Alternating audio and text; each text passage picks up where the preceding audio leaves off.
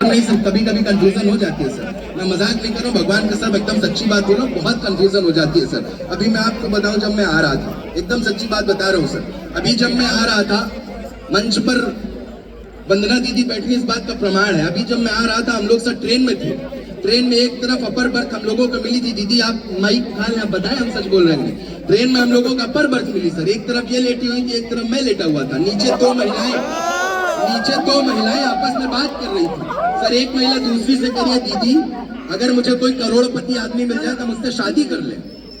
दूसरी महिला ने कहा, मान लो करोड़पति ना मिले तो बोली 50-50 लाख के 2 से कर लेंगे। अच्छा, दूसरी महिला बोली, अगर मान लो 50-50 लाख वाले 2 भी ना मिले तो बोली 25-25 लाख के 4 से कर लेंगे। महिला बोली, मान लो 25-25 लाख के 4 भी ना मिले तो बोली 10-10 लाख के 10 से कर लेंगे। महिला बोली, मान लो 10-10 लाख के 10 भी ना मिले तो तब तक हम ऊपर से झांक रहे थे सर, धड़ाम से नीचे गिर पड़े। महिलाओं ने पूछा क्या हुआ? हमने कहा, बहन जी परेशान मत होइए, जब मामला 250 रुपए तक आ जाए तो हमको बता दीजिए।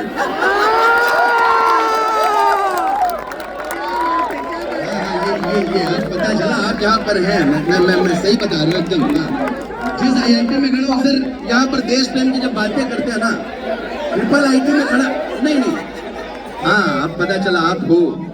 जब ट्रिपल IT में खड़ा होकर काव्य पाठ करता हूँ ना, तो मुझे यकीन मानिए, मैं देश प्रेम की कविताएं पढ़ता हूँ तो मुझे सर एम विश्वेश्वरैया का नाम याद आ जाता है। इसी इंजीनियरिंग कॉलेज से निकल करके भारत के गौरव को उन्होंने बढ़ाया।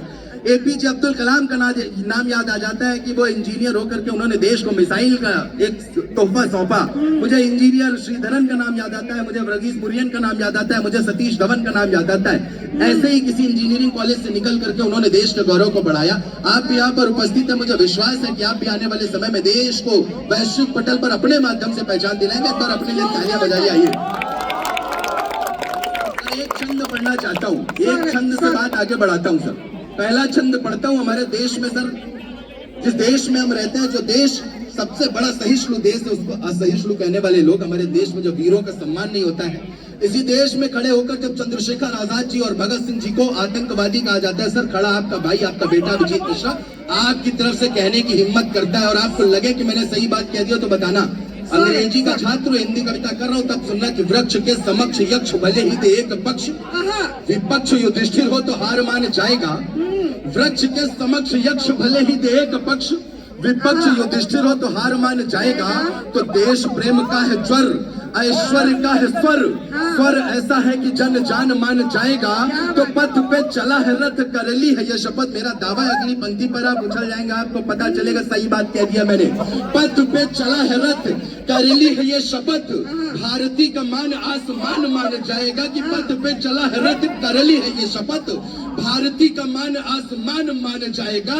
और विश्व गुरु भारत को दुनिया भी मान लेगी, देश जब वीरों को भगवान मान जाएगा। विश्व विश्व विश्व चार पंक्ति और पढ़ता हुआ। पड़ोसी मुल्क पाकिस्तान सर, 2 दिन पहले मैच था। वो एक साइंसा अफरीदी थे, एक और बॉलर थे। वो ऐसे विकेट लेने के बाद ऐसे बंदूकें चला रहे थे सर। बंदूकें चला करके वो अपने होने का प्रमाण दे रहे थे, अपनी संस्कृति प्रमाण दे रहे थे। नेपाल का एक खिलाड़ी आया सर, उसने एक विकेट लिया और उसने बैट करके जब भोलेनाथ का नाम लिया ना, तो हमें पता चला हमारी संस्कृति विश्व में पहुंच रही है। कहने की कोशिश करता हूँ, जरूरी है ये बात कहना कि वो पड़ोसी मुल्क पाकिस्तान सर, मैंने आज तक पाकिस्तान, चीन, जापान देशों पर कोई रचना लिखी नहीं है। मजाक नहीं कर रहा हूँ। प्रोफेसर साहब बैठे हैं, आपके डायरेक्टर महोदय, इन्होंने कुत्ता पाल रखा है, उसका नाम है पाकिस्तान। इनका जब मूड खराब होता है उसको 2 लाख मार देते हैं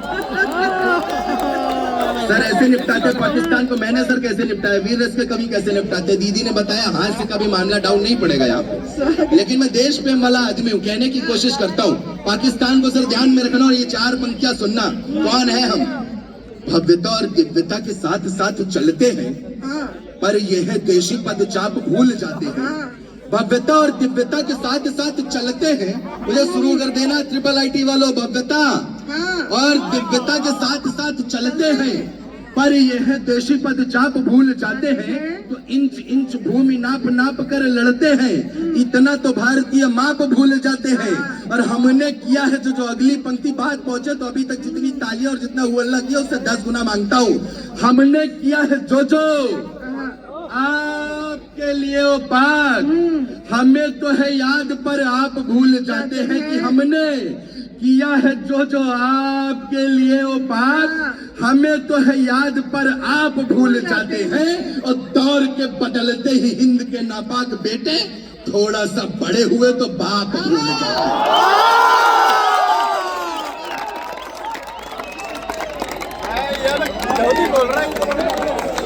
दौर के बदलते ही हिंद के नापाक बेटे थोड़ा सा बड़े हुए तो बाप भूल जाते हैं।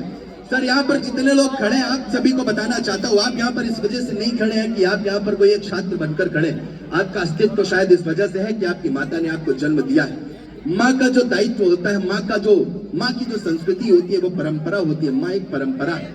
आदरणीय गेस्ट ऑफ ऑनर, आप बैठिए। मैं एक बात बहुत जरूरी कहना चाहता हूँ इस मंच के माध्यम से। हम भगत सिंह को पूछते हैं, लेकिन हम उस माँ को नहीं पूछते हैं जो माँ भगत सिंह की फांसी के दौरान दीवालों के किनारे से कान टिकाए हुए ये सुनने की कोशिश कर रही थी कि उसके बेटे के चीखे आएंगी। लेकिन हमारा देश इतना गौरवशाली देश है कि भगत सिंह ने हंसते हुए फांसी के फंदे को चूमा। एक दिन पहले उनको फांसी दे दी गई ताकि भारत में विद्रोह न हो जाए, और उस माँ की आंखों से आंसू नहीं निकल रहे थे, उसकी आंखों में एक ज्वाला थी, और वो ज्वाला चीख चीख के कह रही थी कि मेरा बेटा कुर्बान हुआ तो क्या, अभी सैकड़ों लाल और भी है कुर्बान होने को, और इस देश की वो 100 करोड़ आबादी मेरे बेटे जैसी है। तब उस माँ के लिए पढ़ना चाहता हूँ, कौन है इस देश की माँ। सुनने की कोशिश करना कि सूर्य की जो अग्नि है पहले जन्म लेती है, फिर सूर्य की जो लालिमा है बाद जन्म लेती है। सूर्य की जो अग्नि है पहले जन्म लेती है, तो सूर्य की जो लालिमा है बाद जन्म लेती है। जन्म जब पृथ्वी पे शेरनी का होता है तो वीरताई उसके ही साथ जन्म लेती है, और कैद रेत होती नहीं। अगली पंक्ति बताना उस माँ के सम्मान में, कैद रेत होती नहीं।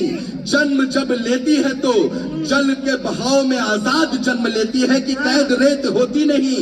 जन्म जब लेती है तो जल के बहाव में आजाद जन्म लेती है, और विद्यावती जैसी माई जन्म जब लेती है तो भगत सिंह जैसी औलाद जन्म लेती है। विद्या विद्या विद्या।